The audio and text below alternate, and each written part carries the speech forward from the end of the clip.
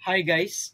Welcome back sa YouTube channel ko. So for today, meron tayong math problem coming from the September 2017 Electrical Engineering Boards, and this is Engineering Mathematics. Under to ng calculus, application ng maxima minima. Pero before that mga idolo, shoutout muna kay Emmanuel Almacin, kay Colens Joaquim Camero, kay Neil Francis Tabon, tsaka kay Peter Rosalada. And maraming salamat sa inyo mga idol sa patuloy na suporta sa channel ni Sir IJ, and I always hope you all the best. God bless you always. So problem is a cardboard 20 inches by 20 inches is to be formed into a box by cutting equal squares in the corners and folding the edges. Find the volume of the largest possible box. So first thing, we have to illustrate the problem. So meron daw tayong 20 by 20 na square cardboard. Okay? So let's say this is 20 mga lodi cake. So this is 20 inches by 20 inches. Okay? So ang sabi sa problem, so what was stated is we have to cut 4 equal squares from the corners. So let's say this is the first square cut on the first corner. So ito yung sa second corner mga idolo. And then we have here the third, and we have here the fourth. Okay. So yan, meron na tayong 4 na nakat na squares from the corners. So 'di ba pag finold mo siya pataas, so you can imagine na lang mga idolo. So you can try as well, you can experiment.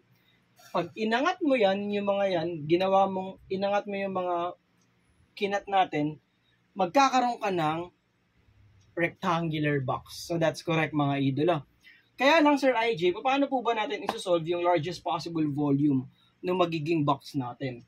So kung let's say this is X mga idolo, and this is X, kapag finold mo yan, magiging equal yung length tsaka yung width mo, which are both L equals W equals 20 minus 2X. But 2X Sir IJ, kasi 20 yung buo, 2X yung binawas mo.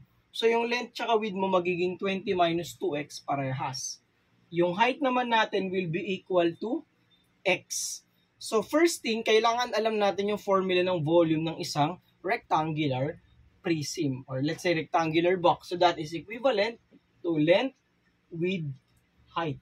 So we have volume is equal to the product of the length, 20 minus 2x, multiplied by 20 minus 2x, multiplied by the height, which is x. So kailangan muna natin itong isimplify, kasi applying the concept of maxima minima, so you just need to differentiate the volume, di ba mga lodi cakes, and then you will just solve for x and substitute it back dun sa formula natin. So magiging v equals 20 minus 2x times 20 minus 2x, so that is parang in-square lang natin to, 400. Tapos 20 times 2, that's 40, kaya lang times 2 ulit.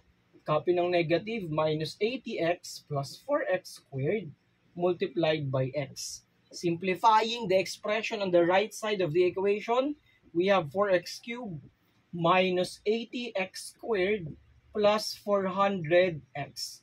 So for this, we have already established the formula for the volume in terms of the x, which is the side nung sa mga equal corners natin, yung mga squares na kinat natin.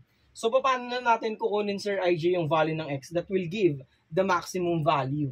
So, we just need to differentiate with respect to x. So, dv over dx.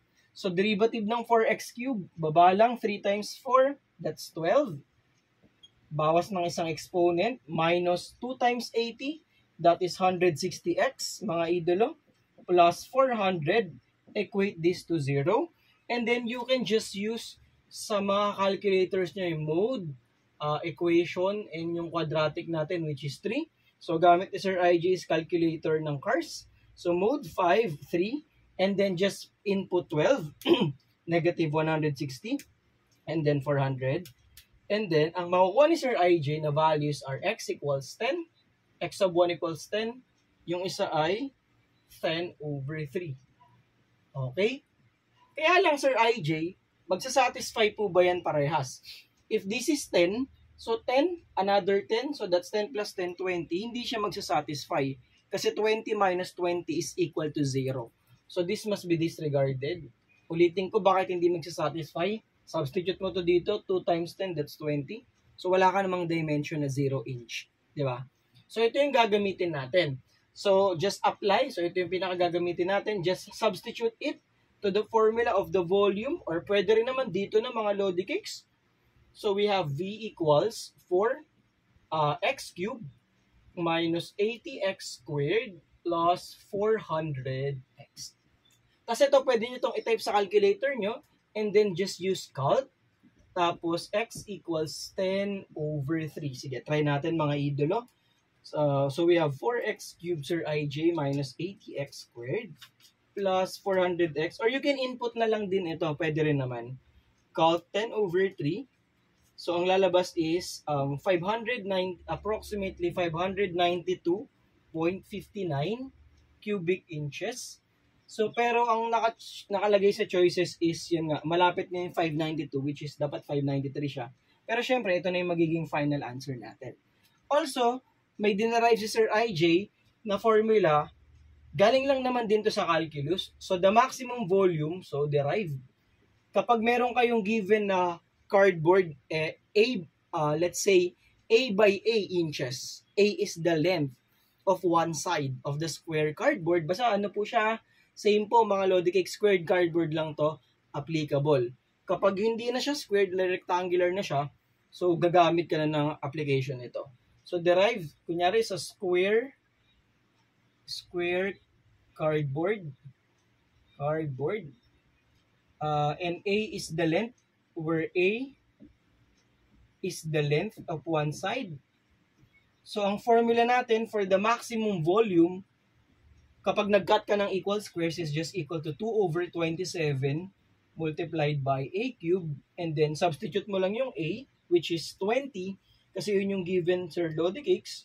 So 2 over 27 times 20 cubed, that is approximately equal to 592.59 cubic inches. So siguro pwede nyo itong idagdag na formula, pero as much as possible, ang pinaka-suggestion ko is dapat alam mo rin paano gamitin yung application ng maxima minima, kasi yun yung pinaka-foundation natin. So mas maganda kung dalawa para ready tayo kahit gaano man kahirap yung question or application question. So guys, maraming salamat sa mga patuloy na sumusuporta sa channel natin. Pagpalain kayo palagi ni Lord, and I hope you all the best. Kita-kits sa mga next tutorial videos natin, and more power sa inyo. Bye-bye and God.